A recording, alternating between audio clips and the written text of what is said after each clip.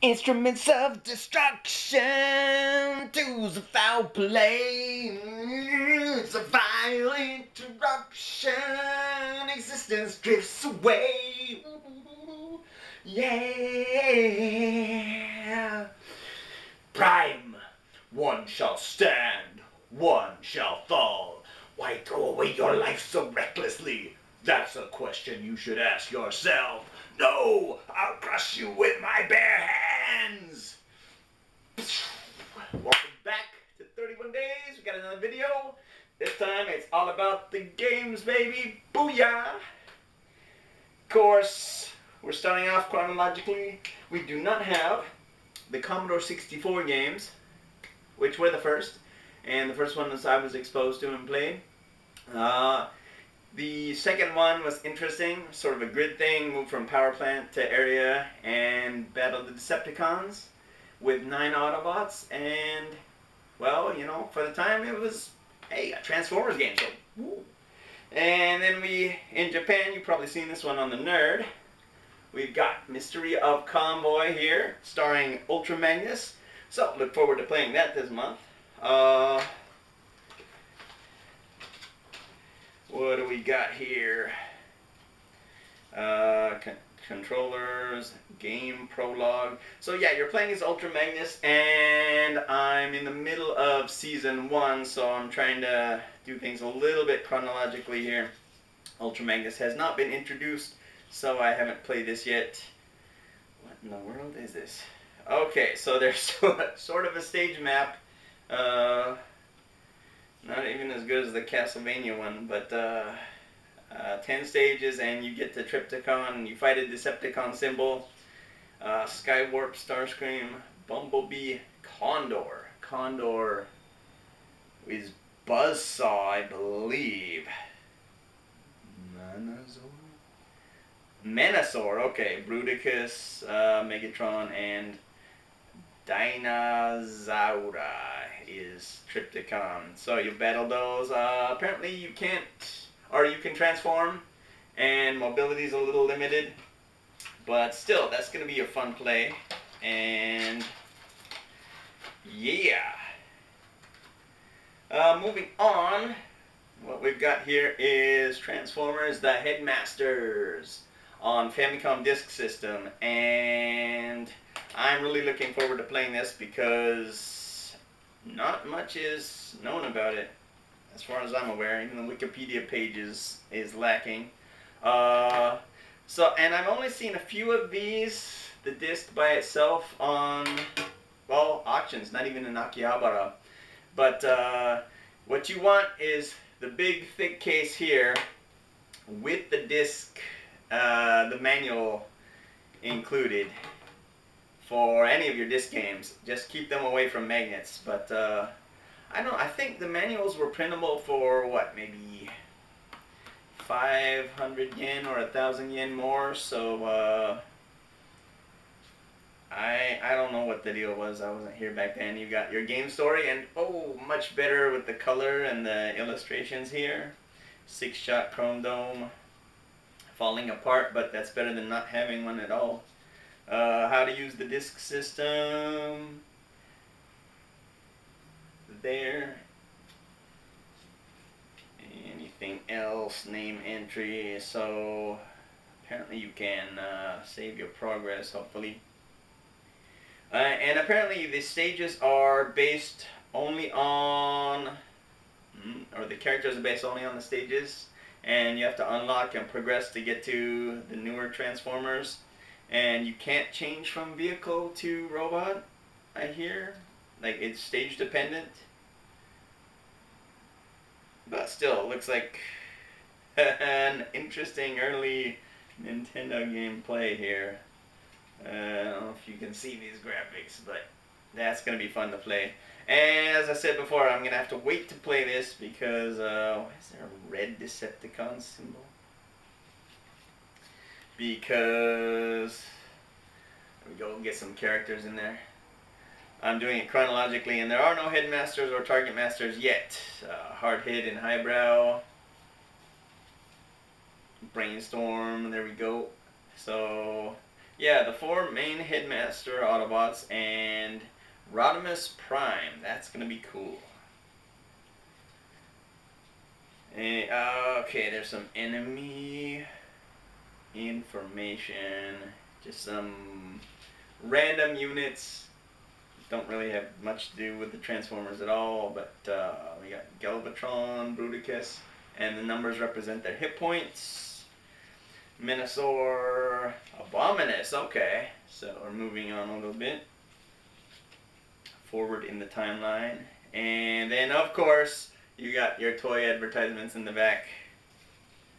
Oh, that's so cool. Ah, Decepticon Headmasters and 6-Shot. But yeah, I mean, they continued the whole Headmaster story after the cartoons ended with the rebirth, and it should be a good play. Now, moving on to one of, if not my favorite Transformers game ever.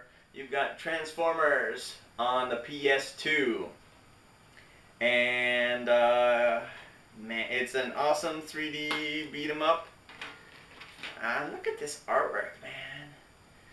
But you go through, you fight as Optimus Prime, and as you go along you can unlock characters and use them as well. And Decepticons. It's just, this is the best game, best Transformers game I've ever played. There you go. You got Optimus, Wheeljack, Jazz, playable characters, and they've each got their own special ability that once you charge it up you can use. There's Rodimus Prime and Chrome Dome. And moving on to Decepticon playables, Megatron, Galvatron. So you got each campaign, Starscream and Soundwave, and some more toy advertisements in the back. But yeah, this blew me away. You've got my favorite Transformers in a game that controls sweet as butter. Of course, you can transform. I'm looking forward to playing that and hopefully making a video for you guys. And then moving on to Michael Bay era, we've got the Cybertron edition of Transformers, the movie, the game. There's a bonus disc there. And, you know, it's alright. I mean, that was before it went crazy. The first movie was alright. But, you know, it's the same style. They're all gonna be third-person shooters with some melee action involved from here on out. And it's alright. You got a good selection of characters. Replay that, get some achievements this month. Revenge of the Fallen. This is not only a good game, but it's my favorite of the Bay formers. So that story is just great. The first one, got to introduce them, okay, yeah. And the third one, good lord, well, we'll get to that in a minute. But yeah, Revenge of the Fallen. Unfortunately, it's got DLC, and I'm pretty sure the servers are kaput because it is the oldest one that I have here for Gen 7. But yeah, you can see him fighting Devastator there. That was awesome. Fighting the Fallen at the pyramid. This game was just great. You can transform on the fly. Just hold the button, you transform. Let go of the button, you transform back. This game was great. Of course, going back, it probably won't be as great. Like, what was it? Burnout Paradise. I really liked it at the time I was playing it, but then I went back to help a friend get some achievements, and I was like, why did I like this game at all? But Revenge of the Fallen, pretty good game right there.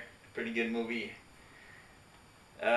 Moving on to what I'm actually playing right now, in between watching the cartoon, is Transformers War for Cybertron. Unfortunately, the servers are down, so I won't be able to get platinum, but it's not like I didn't have enough time to do it while they were up, so that's on me. But, I mean, they could probably still be piggybacking off Call of Duty because, you know, it's Activision. But, yeah, so War for Cybertron. Again, you got the 3D, yeah, 3D, not 3D, third-person shooter here. Oh, yeah, there's another disc in there because it's in the machine.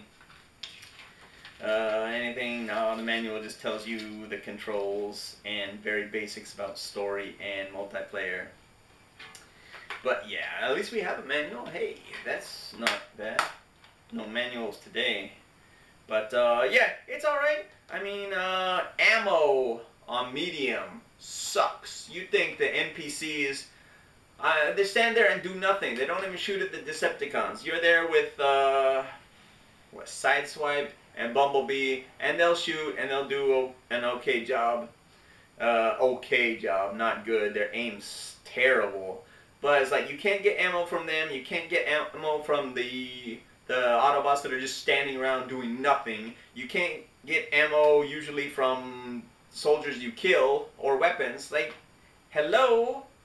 I don't remember the Easy campaign being that scarce on ammo, but whatever. And then this is interesting. And we'll get to that in a minute. Dark of the Moon. Now this is actually a prequel to the movie, and it was a better story than the movie, in my opinion. Again, same style. You've got a third-person shooter here, transform, blast everybody, multiplayer, which was very quick and easy to do, so I got that done right away. But seriously, no, when I saw the movie and I realized the storyline about 20 minutes in, I was just sitting there for 2 hours waiting for it to be over, because I've seen that stuff in 1984, 1985, like what was the point? But this game, that's not too bad. Again, the servers are probably offline, so you won't be able to get platinum, but it isn't that difficult. And then I thought I was buying that game and War for Cybertron as the 2-pack here on Wii, but no, apparently Cybertron Adventures is a different game. It's a rail shooter, or like Time Crisis or something like that, so that'll be a fun playthrough. And yeah, since these are not connected to the cartoon, I don't mind playing them out of order or anything. But you can see, they're totally using the same models that they used in War for Cybertron, so hey, you're gonna reuse assets, make a different game, why not? And I guess they're both on the same disc here, which is also interesting. And we got an advertisement for Blu-rays for Beast Hunters, which, okay. Again, I'm a 1984 to 1987 guy. No, 1990 I think with the victory and all that here in Japan. But moving on, we've got Transformers Rise of the Dark Spark. Now, this just had a few tie-ins to the 4th movie, Age of Extinction, which is my second favorite of the, well, I guess 5 Transformers movies, and then there's Bumblebee, so 6. But yeah, this is the second one. You got the Dinobots. The concept of making their own Transformers is interesting, but how are you going to beat them when they just separate into small cubes? That made no sense until the Dinobots burned them all. But yeah, no manual. Yeah, there you go. It's also available on PS4. So that's alright. It is possible to do escalation solo if you are good or lucky or both. And I was probably a little of both on that day. But just run around in a circle on the far side of the map. You go through this building in the basement, jump up to the 2nd floor. The brutes will slowly trudge around following you. You can continue to shoot them. You can even reload in that area if you're quick. And if you need energy, there's also that. But yeah, 3rd person. It's using the, like I said, Age of Extinction models, which is cool. It's got a good story. Lockdown's interesting. This might be the 3rd favorite. Yeah, out of the ones I've played, this is probably number 3. Revenge of the Fallen is number 2, and of course the PS2 version number 1. But I have not played this final game yet, Transformers Devastation, going back to the G1 art style. And yeah, I need to get on this, because as soon as I'm done with the Autobot campaign on War for Cybertron, and that's the thing, a lot of these games, have both campaigns on the disc, but for handhelds like the DS or whatever, they split. So there's an Autobot game and a Decepticon game, kind of like Pokemon, how they chop up the game into parts. And they need to stop doing that for Pokemon, by the way. But yeah, an Autobot game, Decepticon game, I guess it makes sense. They don't have the storage capacity that the discs do, and certainly not a Blu-ray. But oh, I mean, just look at that Devastator and Megatron and Optimus Prime. That's gonna be awesome. You can play as Prime, Bumblebee, Sideswipe, Wheeljack, and Grimlock. Grimlock, nice. New melee fighting system. Okay, so this seems like it's going to be, well, very similar to all of the other PS3 games I mentioned, and maybe a little bit closer even to the Transformers game for PS2. So this is going to be awesome. No manual, but hey, you can get a Combiner Wars Devastator. Not only can you play the cartoon, you can play the game. Or reenact the game, that is, with the toys. But, yeah, interesting stuff. So, you thought it was just going to be the cartoons, didn't you? No, we got the games too, of course, for 31 days. And, yeah, so hopefully I'll do a couple videos here, at least on Headmasters and the PS2. So, hope you enjoy that. And until then, Decepticons retreat!